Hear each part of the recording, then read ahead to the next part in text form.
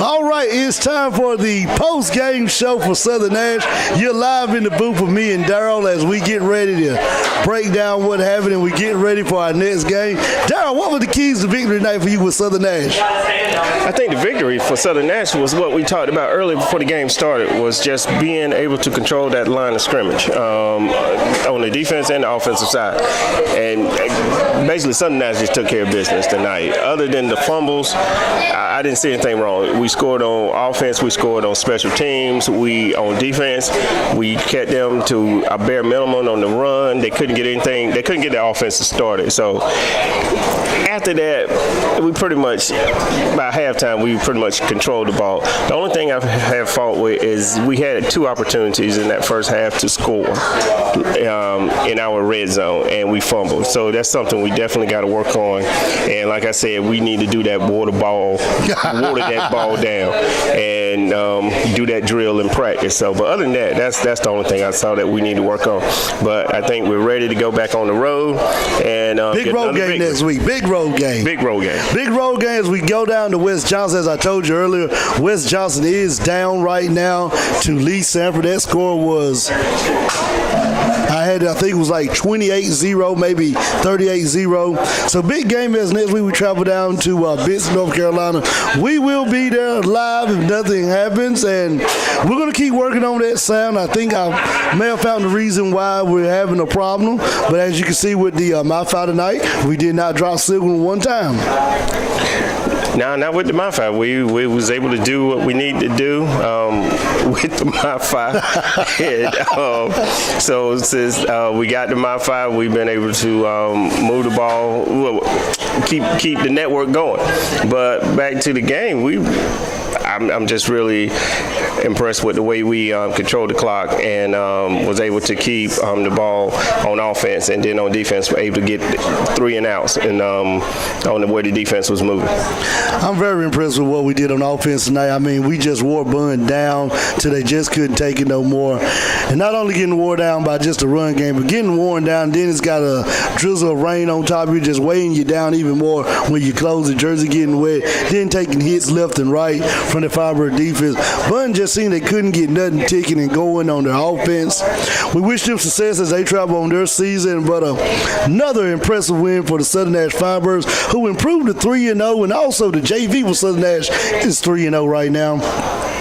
I think Southern Nash keys to victory for next week is just stick with what you know, come to what you brought to the dance, just keep on doing it.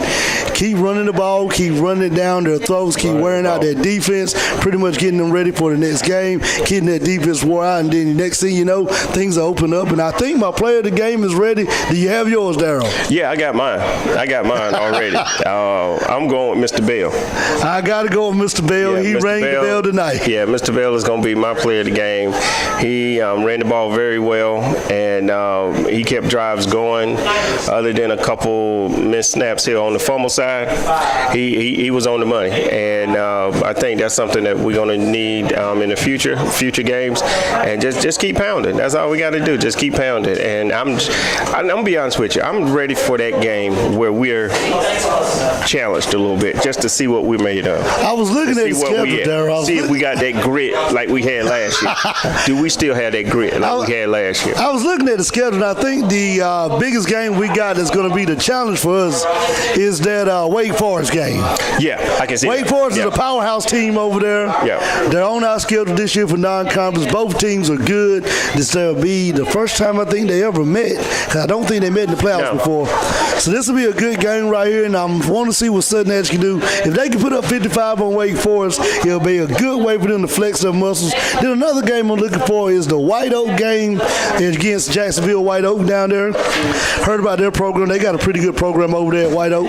Pretty good program at White Oak. So I'm thinking that right there can get them straight. And I think that's pretty much what we're going to need is be the two biggest games we got coming up in non-conference before we go into conference play.